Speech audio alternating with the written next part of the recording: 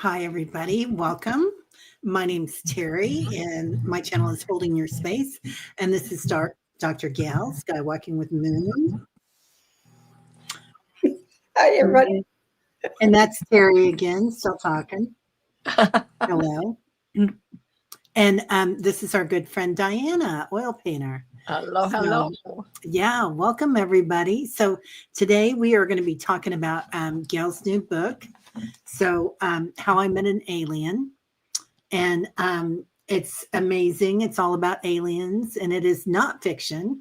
It is science fiction, but because you couldn't do anything about where you were going to put it, right? Or right. Everybody who's experiences have trouble finding a category to put their book in. So mine went under memoirs and science fiction, and I can't remember the other term. But people don't have a category. Experiences don't have categories. Yeah, not fair, man. Not fair. They'll figure that out pretty soon. Anyway, so once again, I read this book in record time. I think it took me about 5 hours. Oh, wow. I sat down with it and went, vroom. So, yeah. And it was really incredible. So this one's a little different than the last one. And I think in this one, you went more into depth on how you were feeling when you first started interacting with ETs. Well, I'm glad to, because I haven't talked to anybody who's read it and see what the reaction was, but I know this book was a little more serious than my first book. And going into, I think it's also, I was in a more leadership diplomatic role, whereas before I was doing a lot of being the student. And so I think that was a big difference also. Yeah, assessing and healing and all the other things. Instead of being the student, you were definitely on board. You were a boss. At the captain's seat. Yeah, they just kind of threw you in there as an interplanetary liaison. Right. You should have, when they told me that was my title, that's how my last book ended. I had no idea what that was. I'm going, I'm interplanetary liaison. What is that? And then going, no, it's a diplomatic position. You're going to go through different planets and stars, listen to their issues and problems, and then bring it back to the Galactic Federation. It sounded simple. It sounded like an easy job, but it sure was not an easy job. Wow. Yeah. It doesn't seem like it was. It seems like a lot of people were coming to you, and some of the areas that you went to weren't easy. And of course, you weren't in your human body going in there usually. Most of the time I was in my human body. I was in my human body wearing my Galactic Federation uniform, so they knew who I was. So were you walking like in the 5D or 6D? Because I would think that the areas on a lot of the planets that you were going to. Yeah, that's right. But even when you're saying it's me, it's usually I'm walking in a body of a younger me. So whenever I am going out and doing these jobs, if I am taking on my form, it's usually a younger me. That's a form that I've taken on, but it is me. So yeah, I walk into a younger body, more youthful body, and a body that can do a lot. Sign me up. Guys, I'm ready. Exactly. For sure. I like that. So how did your body feel afterwards, after the meetings with everybody? Like, well, a lot of times, my issue is usually nausea, and I'm having to eat bread for a few days afterwards because I have, a physical reaction to some of these jobs and the interaction with some of these extraterrestrials. My physical reaction is usually nausea, and my go-to is, because I learned that in the very beginning when they told me to go on a bland diet, and after I went on that bland diet for 5 days, and after I finished, it was even worse than before. I could only eat bread. That was the only thing I could tolerate for days afterwards, and that's very similar to this. That whenever it was very high vibrational being or something that it was tough to be around, it affects me and my GI system, and I'm nauseated and can only tolerate eating bread for a few days. Yeah. Wow. So, Diana, did you feel like it activated you too? Like when you were doing the paintings and the Oh, illustrations? yes. I mean, I can relate because I can't say all of them, but so many of the characters that she has come in contact with, I have seen. And my own little twiddly dumb journeys in my dreams that I tell you about They're over and amazing. over again, right? Yeah, And amazing. it's just amazing. And this goes back to when we first got together on this, because that was when she was introducing me to some of the characters that she had seen and met. And I can remember with Borgoff, the frog, I when she said that, I went, "Oh my God, I've seen him. I've seen him all the time when I go down to the cove that I walk the dogs at. He's there almost all the time." So I've already encountered them. And then when I would paint them, and she'd say, "Oh, that's exactly what Melky looks like." It's like, well, I must have seen her. That blue figure with the jello head makes perfect sense to me. That's funny. So, Well, and that, Terry, that is part of the reason I wrote Diana on, is because she was able to translate, because she had also seen these figures too, or either was channeling the information from me, is that she could put it on paper what I was seeing.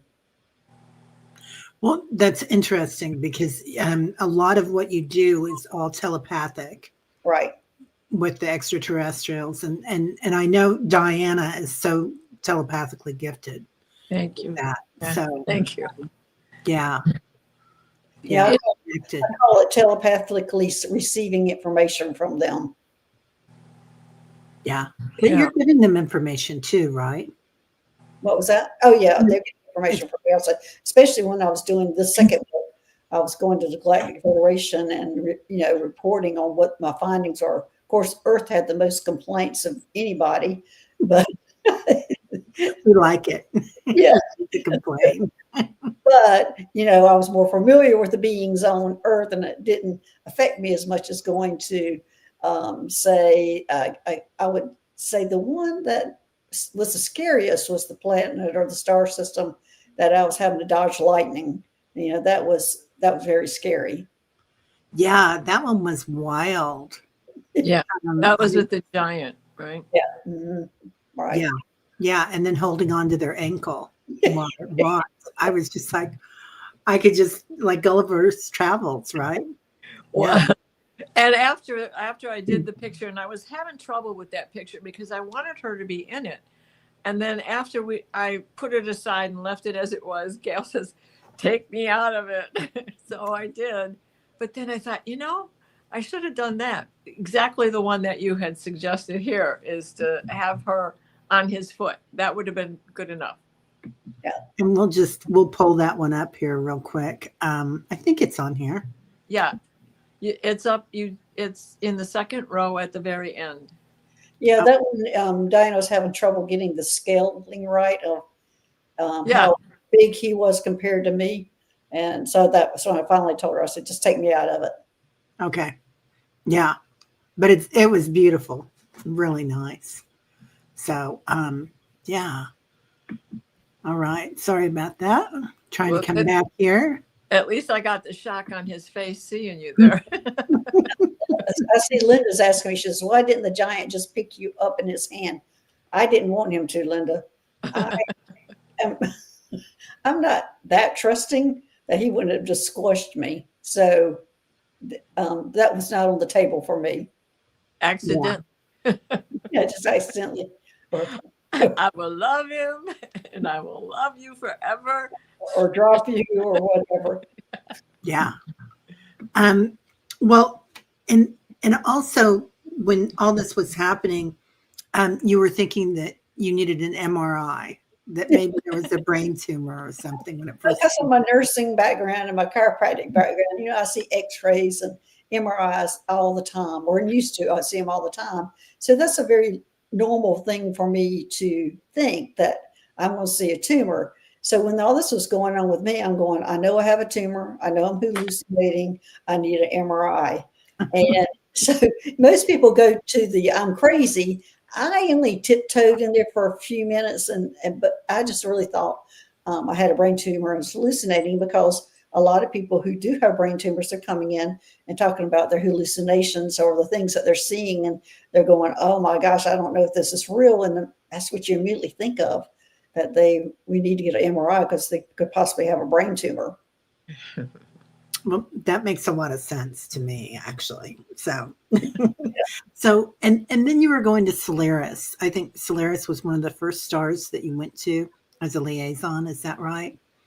I think Earth was the first one, but probably Solaris. I don't remember the order, but Solaris would have been one that I was comfortable with, because I'd already been there before many times with my, not many times, but many times since then. That's a place I'm real comfortable with because of the Solaris Healing Center. Yeah, someday I would love to go there with you if I haven't already. So I feel like let's talk about, just for one sec, because I want to, the gold ones. Weren't there some gold people or entities? Yeah, the Monto, the person who taught me how to fly a spaceship, the very first extraterrestrial that showed up in front of me was a gold being, and so they're from the Solaris star, and those were gold beings. I mean, they were like the shimmery gold. There was absolutely beautiful coloring on their skin. And I remember thinking, because it was the first one that was standing in front of me. Now, I had met some extraterrestrials when I'm meditating and in my dream state and all those things, but this was the first one that showed up, that I'm sitting there on the couch awake, and there it is. And and so it was a gold being. And I remember the big thing was going, it's not wearing any clothes when I was walking through there. And then I went, why would you, if your skin's that pretty, why would you put anything on that skin? Yeah. When I painted him, it didn't transfer, unfortunately, but I used a gold glistening paint. And I feel that the color that it turned out in life is exactly how he looks and his people, right. and just didn't transfer. Yeah, they're called the Solarians.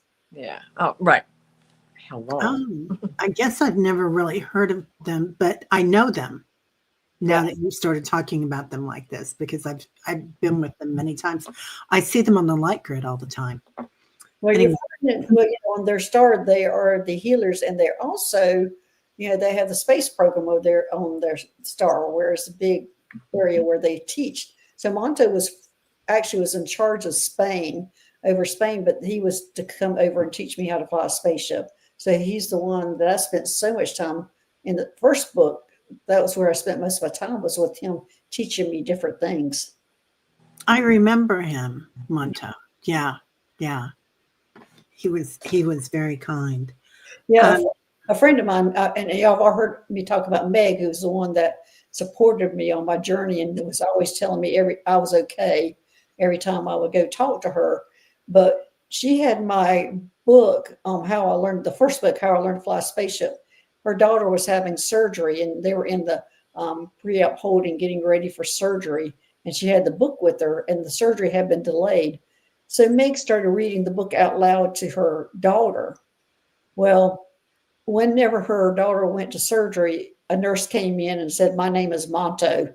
They all freaked out. I mean, we didn't hear this name, but all of a sudden, when she's getting on to surgery, there's a nurse named Monto, and Meg's going, "You're in this book. You're in this book."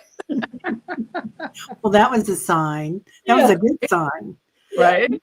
And thank goodness you had them. So you started going through all this, and there were the women in the book club, or not book club, the bookstore, that were friends of yours in the metaphysical bookstore.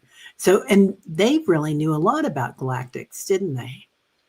In the metaphysical bookstore here where I live now. Yeah. Yeah, they did. They were very receptive of it. I haven't taken the second one to them yet, but yeah, they were very receptive, and they were just talking about how I was very needed in this area because people were having a lot of experiences here, and that they were glad that I came forward and said who I was, which I never do that. I never tell anybody. I'm an introvert, so I'm not the one that's going to be out there introducing myself. I'm the one that slinks in and slinks out. But I did reveal myself to them, and they were excited that they have somebody to contact. And then, do you want to talk about Yeshua, about Jesus in the Solaris Center? Was there something there? Yeah, well, it wasn't just him, but he was there on the Solaris Healing Center. When you walk in, you have this blue light that's shining over everybody, and that's instantly healing everybody. It's calming the nervous system down for your own body to heal yourself. And you look in each room, and there's like a table, and it reminds me of when I was in practice where we had a chiropractic table in every room. It kind of reminded me of that. And one person would be getting treated while people stood around and watched. So when you walk in, you're seeing this person on the table being treated. And I don't know who was being treated at that time, but Jesus was over here. There was angels over here, elephants, donkeys, all sorts of things were in there to get their own healing. And it is for, the angelic level, I guess, beings. It's their healing center that they allow me to bring down once a month. You and I do that show, this Solaris Healing Center, Yeah. bring that energy down to us. But I was very intimidated when I went in there because I stayed up against the wall because I'm looking at all these people who are just in awe of them. Then they're standing around getting their healing from the blue light, and we're all watching this person on the table being worked on. So that was pretty fascinating. But as I said, I was in awe and felt like I was out of my league. So, No, there was a really good reason you were there. Yeah. Yeah. I agree. So then as time went on, you went to all these different, as an interplanetary liaison, you went to all these different planets and met all these different entities. Who were you most surprised by? I think it was that amoeba. When we came off the spaceship and I saw the amoeba, and I'm going, what we're meeting, because I was not prepared on what to see. I didn't know if it was friendly or going to attack us. I didn't know if we needed to retreat back in the spaceship or go forward. That was probably my most shocking one, because when it moved, when it just slid across the ground, it was just really strange how it moved, like an amoeba or whatever is what I called it, the way it moved. And then, they lived actually in the lakes, just right under the surface of the lakes. They lived in there. So that to me was, I would say, interesting, but all of them were. I mean, running in that lightning was so scary. So they were all kind of different experiences that I was expecting to be an easy job, and it was not. And that was another one I had a little difficulty with getting started, but then after we had checked in with each other for the 30th time or so, I remembered the movie The Blob and thought, oh, well, let's go back to the movie The Blob. Yeah. And, I think it was this one. Sorry, guys, I'm trying to pull it up. Oh, I tried to be a little bit more tech savvy. That's it. Yeah. Yeah. It was like, what is that? So, yeah. like you were saying, they spend part of their time in the water and then spend part of their time on land. And were they the ones that also went on vacation to an island? No, that was Borgoff. That was the frog people.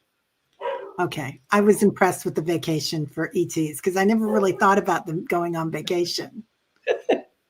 That's when they come to visit us. Right, Diana? Yes, that's what I've heard. Yeah. Right. What do you think those guys on 3i Atlas are after? That's exactly what I thought about Three Eye Atlas. Is they're on vacation, and I thought that was Exactly, very right? The barnacles on the spaceship are starting to flake away, and we're going to see them soon. They're going to deliver us um, fermented asparagus and sauerkraut, and if you want gefilte fish, you can have gefilte fish. well, they cannot deliver at my house then. Yeah, no gefilte, please. I've had enough. You can skip me. I'll take some herring. I wouldn't mind having my New Year's Eve herring. Yeah. Oh no. German household. No. Limburger cheese and gefilte and everything. Oh my God, my mother. Yeah, that was us. Yeah. Up. So I was really interested in the black beings in Inner Earth too. The ant people. Yeah, the ant Oh people. no, was it the ant people or was it the black beings? The stick figures? Was that the stick Yeah, the figures? stick figures. Were they similar to Easter Island, or was it like they felt very tribal to me?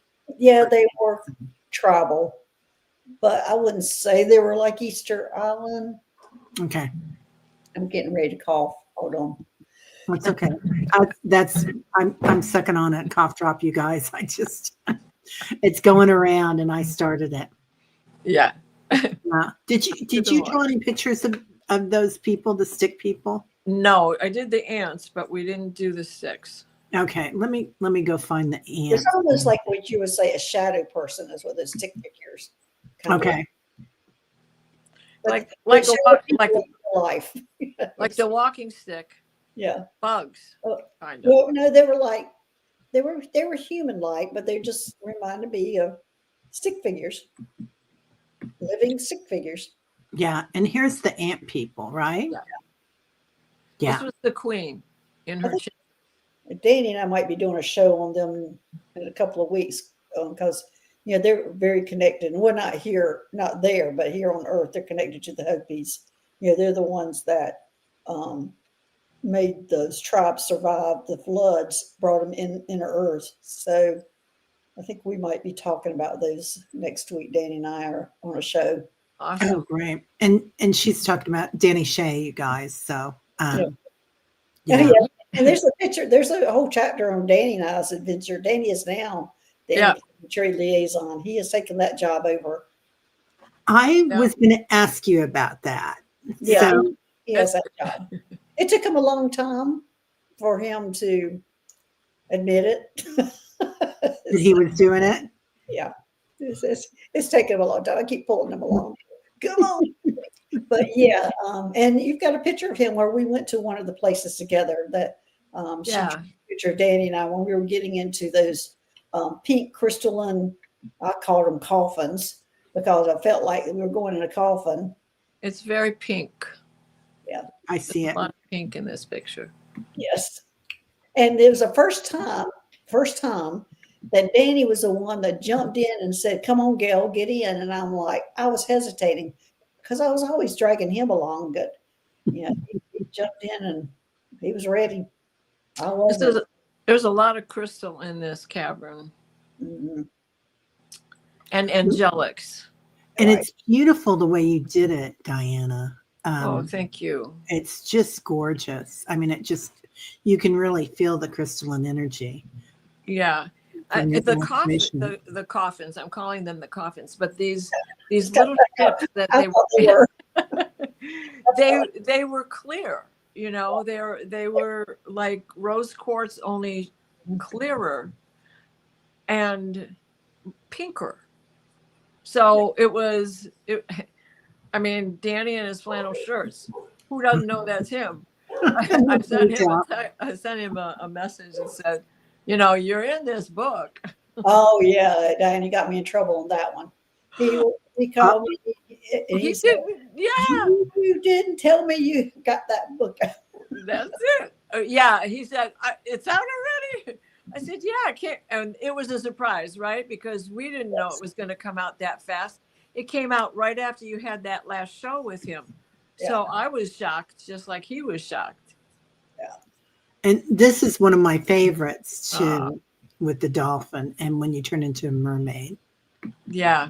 I thought Which is that easy. It's easy for our Pisces Dr. Gail because she's already a mermaid. She was a professional swimmer or half professional, right? yeah, Well, I was competitive in triathlons. There you go. yeah, just a triathlete. Yeah. That's all. That's all. Yeah, Yeah. he's right, Teresa. Danny is the perfect for liaison diplomatic duty. Yeah. He's a whole lot better than I was at it. He's very much better at that job than me. And I tell him all the time. Yeah, I can see him doing that. He's got just such an easygoing repartee all the time, doesn't he? Yeah. This was another one that I really loved too. Yeah. This guy is, his chin is supposed to be touching the ground. I'm trying to make it longer the whole time I'm doing this, and it just keeps getting lost. And you can't see much of him if I did that. So I worked on it where he's looking up to see her up in that spaceship. Wow. Yeah. That was amazing. So just gorgeous. So let's talk about humans and our stench. Humans what? Humans and our stench. Being a stinky human. And water, a big pail of water or a big water body. Yeah. Oh yeah. They said that to me really early on about how they viewed humans as this, we're just a big bag of water. Well, there's so many things that they said to me that I felt inferior, offended. I wouldn't say offended, but it made me feel small.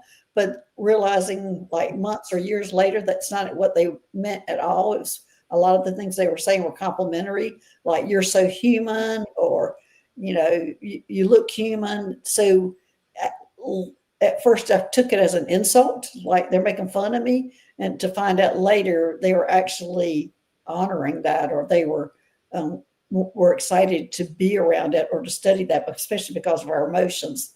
We're like in just seconds, and that's fascinating them. But yeah, they called us a big bag of water, and it made sense after I thought about it for a few weeks that we are mostly water. So why wouldn't they look at us as a big bag of water? Yeah. Which is so many of them are looking for. What was that? So many of them are in need of water. Yes. Oh, so that is a compliment. Yeah. My guides always say, Terry, you're so linear. Yeah. Like I just, think it's easy to do on this planet. Right. And it's probably their sense of humor, but now we're on the other side of that. Yeah. And it's like, oh, what did I do this time? Yeah. Yeah. I'm so used to it. It's funny. So were there a lot of humans around, or were you always singled out as one of the few? Well, when I was on the first spaceship, the Astro Medical One, I was the only human looking one on there. And that spaceship was all hybrids, and we only worked on hybrids. And that's how I found out I was a hybrid, was on that spaceship. When the captain said, everybody who works on the spaceship is a hybrid. Everybody we work on is a hybrid. And I'm walking away, because I'm the only human, and I'm going, oh, wait a minute. That means I'm a hybrid. So that's how I found out that I was a hybrid that way. And then later on, my mother, who has passed, came to me and explained how it occurred, that they took her DNA, my dad's DNA, and Arcturian DNA, mixed it. And that's how the hybrid. And the reason why they did that is she could not have children, and she was having trouble getting pregnant. So that was the agreement that she had made to allow them to do that, so she could have a child. I've heard before. Oh, were you going to say something, Diana? Well, this is another where I had a dream that was a crossover. This was when she and I first got together, and I had a dream, and they have taken me aboard the ship that she's working on, and they're giving me a tour of this. And there she is, and whomever it was that was guiding me said, and there's Dr. Gail. She's performing surgery right now. I think you know her. That was way back when we first got together. And you said you saw a blue light coming. Yep. And I said that meant the surgery was about done. Yep. Yep. And there was magenta around also, but that was like, I think you had an insignia on. Yeah. That was magenta. So anyway, yeah, that was the only human on that spaceship. Sorry, Dirty Harry has come up here to visit me for some odd reason. Aw. Why she's come up to visit me? But she's here making a rare showing. Hello, beautiful. Yeah. Kelly's asking if your illustrations came from the dream state, Diana. Um, Well, came from my directions too. yeah. Yes. I script. mean, what I may have gotten in my dream still needed to coincide with what she got. So I would try to channel the difference between the two, and not all two look the same. You know, I mean, they certainly know when they're looking at somebody else. I mean, to me, they kind of have the same facial features until you start looking. Then you know, no, they don't all look the same. Everybody's got differences. We all have noses and eyes and mouths, but we all have differences. So the same thing is true with them. So part of it was my dreams, but mostly it was putting the two of them together. Like mine is the base of the form, and hers was the fine tuning. Sometimes it gets really difficult. Yeah, like Borgoff and Mount Mackey. Why do you think they picked you, Gail? Well, actually, I know why they picked me is because I said yes. That's the only reason. In fact, that's the reaction, because I just did an interview with Hayden Crawford, and he's going, "Why do you think they picked you, or why is that?" And I went, "Because I just said yes. When there is an extraterrestrial sitting in my car seat asking me if I would work with them, and I said yes. The next thing I knew, I was working with them, and I mean, he scooted me right over to what I was going to be doing." So that was just the only reason why. If I had not said yes, they would have just moved on to somebody else. Do you think your cat travels with you now? And that's why they're there? Do you think your cat's traveling with you now? Oh yeah, both my cat and dog travel with me. Yeah. Wow. She's actually the energy controller of everything. So she's almost 17 years old now. So she's had a long life of a job. Yeah. Gloria just turned 16. Oh wow. Yeah. Okay. So when we were talking about hybrids, does that go on like as an ancestral trait? Like, is it more predominant in some families? Yes, definitely. Yes. Yeah. If you're connected with a certain family, like my mother was obviously connected with the Arcturians, and I didn't know that, but I just remember, waking up in the middle of the night, seeing my mother sitting in a chair, just staring off like she was meditating and not acknowledging that I was there. And she was obviously at that time communicating with them. I didn't know what was happening at that time. So I just want to say to everybody out there, how many of us sat in school or, at home just staring off like that? Right. For so many times. And where were we? a good phase of being like that.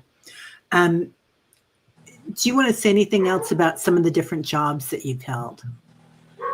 Well, my next book's going to be about my next work, and that would be starting off with the next spaceship, which is the Athena, where I'm having a lot more responsibilities.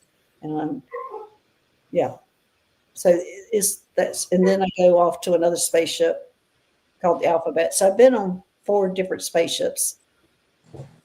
Wow. If y'all can see what she's doing right now, she's doing some acrobats. She's ready to go, huh?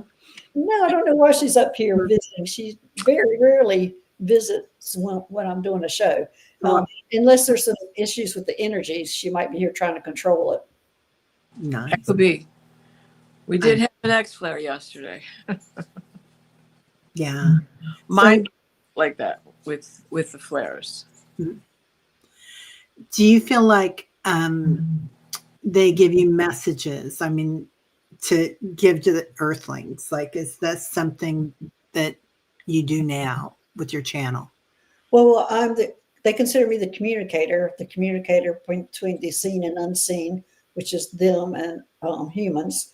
I am the communicator and relaying messages all the time on my channel and talking to them about them, explaining what they're like and where they're coming from, and trying to decrease that fear that we have with them being around. We all think they're going to take over, attack us, which they have the ability to already done that if they wanted to.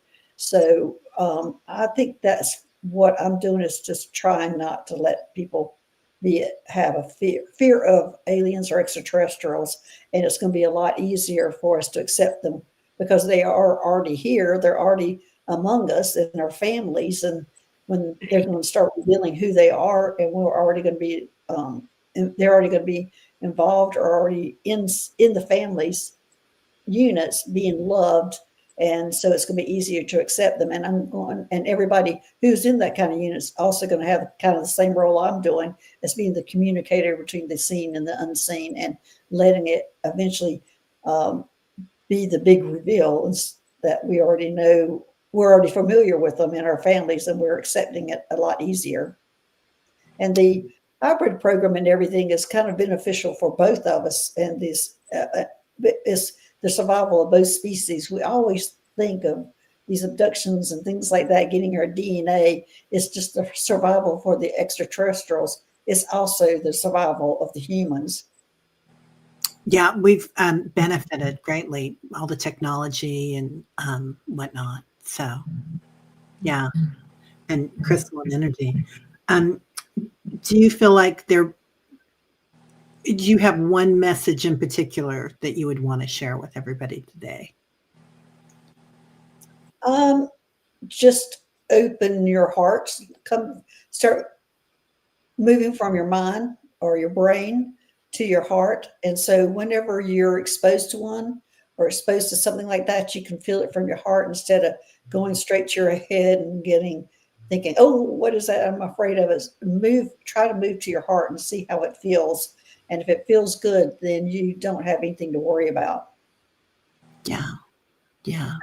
I do want to make I want to make or talk about this, how to start this. On Amazon, I'm needing to get more reviews. And so what I have decided is to do a drawing, which I've got names in this little class here, that is people who have already done reviews, and more people who do reviews. And you can go into this class more than once if you do a review on both books. And the drawing on December 12th, 12/12, I will pull out a name and I will give a free reading, a free 30-minute reading. So everybody who goes on Amazon and does a review on the books, your name will go into this glass jar. And then I will pull one out on 12/12, and that person will get a free 30-minute reading. And I just want to mention that the book is on Amazon, How I Met an Alien and All About Aliens. And also it's available as a Kindle as well. Yes. Yeah. So book form and Kindle form. But yeah. I would get this because then you get all of Diana's beautiful illustrations. Well, yeah, and you can put in a review for each book, and I'll be putting your name in twice. Yeah. So that's a free 30-minute reading. So How I Learned to Fly a Spaceship and How I Met an Alien. Yes. Yeah. So come on by, guys, and buy one. And Diana, do you have anything else that you want to share? Well, I think I have two favorite from the book, two favorite paintings that I did. The first one, I fell in love with all of them as I'm doing them, of course. But the first one that I fell in love with is Gail's dad. He had to be sitting on the park bench. I think he's the very second picture. I think he's the second picture. Oh, that one? No, the last one. Sorry, the last picture on the top. Oh, I see it. Okay. Yeah. Because here comes Matt Key. She's getting ready to sit down, and Gail's like, "What?"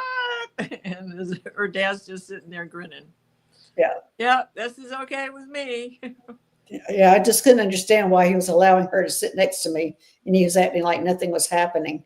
And I'm going, this strange being is sitting down next to me, and then she started talking, and he still wasn't doing anything. I just couldn't figure it out. Oh, what a beautiful memory. Yeah. Yeah. Yeah. And did you want me to pull any of the others up then? Yes, my other favorite one is with the gnomes. Yeah. And Moon. There, yeah, that one. Well, gosh, and then the praying mantis turned out great also. Yeah. Oh, that is spectacular. I love painting gnomes to begin with, and I'm getting more familiar with Moon as a what do you A Yeti or yeah, I wanted to call her Bumble because Bumbles bounce. That's not right. Yeah. That's Rudolph the Red-Nosed Reindeer. And because this was the very first alien that I had seen when I was 4 years old, about to turn 5, or maybe I had just had my 5th birthday. It's summer. I'm sitting on the porch, and I turn, and sitting there, not too far away from me, is the praying mantis being. And he's crouched down, and he's taller than me as he's crouched down.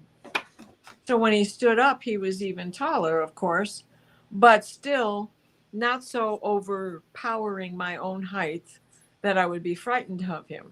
The only difference with my guy was that his body was the color of a lubber grasshopper, which is that beautiful indigo blue with yellow chevron stripes running through it, through the abdominal area and a little over the back where the wings get tucked in.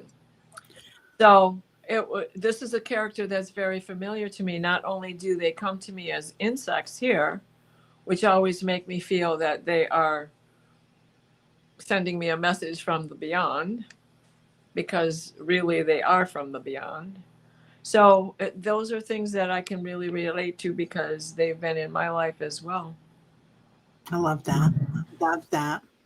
Well, thank you both so much for being here. Do you want to say anything else, Gail? No, yeah, thanks everybody, and thanks for your support for with me on this journey, which I never would have dreamed that I would be working with extraterrestrials or be on YouTube or writing books.